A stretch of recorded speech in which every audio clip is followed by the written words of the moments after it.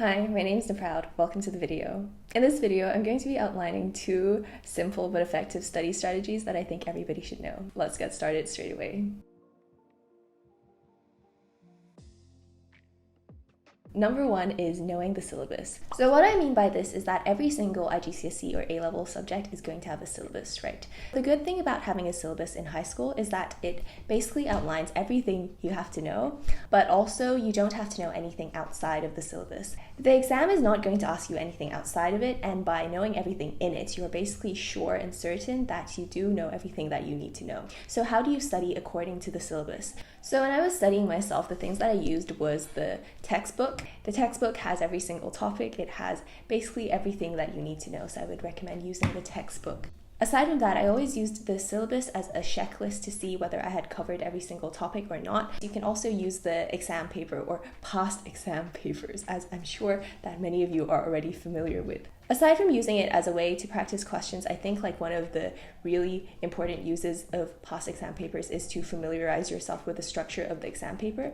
Once you become familiar, you are going to be more confident in the exam when you get the paper, and then you're like, oh, I have already seen questions of a similar style before. And you can also familiarize yourself with things like how long is the exam, how much time you should spend on each question according to how many marks each question is given. Lastly, there is also the mark scheme. Now, the mark scheme is a very important resource. Basically, the mark scheme is going to tell you what the exam wants from you and what the examiner is looking for. Even if you were like Shakespeare and then you did an English lit paper, you could probably still score pretty badly if you didn't show enough examples of literary devices or something like that. With stuff like math and science subjects, it's also going to be a good resource to see what kind of working out you need to include, because you will be given marks for working out. I mean, for example, you could get the question totally right, but you might not still get marks because you didn't show enough working out. So by going through the mark scheme, you basically know what the examiner expects and what you have to write down in order to achieve those marks. Even though learning is, of course, about your own learning and your own understanding, you have to remember that the person marking the exam paper doesn't actually know anything at all about how much you know or how much you understand. Rather, they only know what's written on the exam paper. Be sure to write what they can give you marks for, is what I'm saying. Wow, I sound like my old teachers in high school. But it was good advice, which is why I'm saying it here.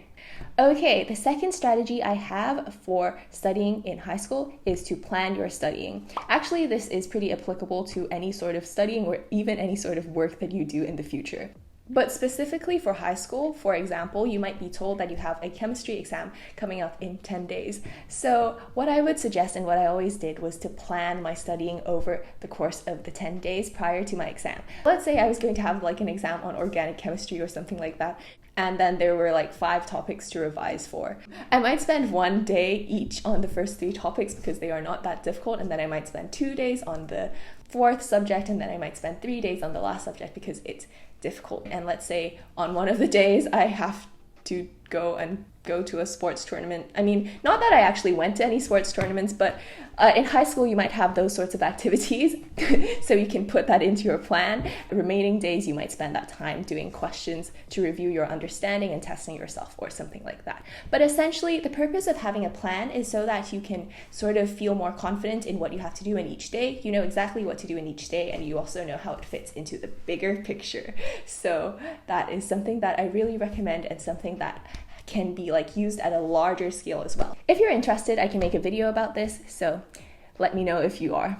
So basically, the things you want to think about when planning your studying is how much time you have to study each topic, what order you want to study it in, and how much content you can study in a certain period of time. In the beginning, it might be kind of hard to tell, how do I know whether I can finish studying differentiation in 1 day or not? But as you try this out, you will begin to get a better grasp of your own studying speed and that sort of thing. Okay, so that is actually it for all of my study tips.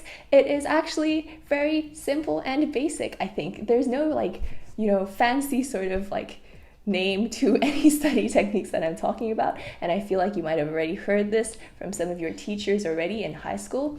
But Yeah, it's just really this simple. So that's it for this video, and I hope you found it helpful. If you did, please give it a thumbs up. Also, I read and respond to all the comments, so please let me know if there's any questions that you might have or any video requests that you might have, and I'll do my best to respond to that. Thank you so much for watching, and I'll see you again soon. Bye.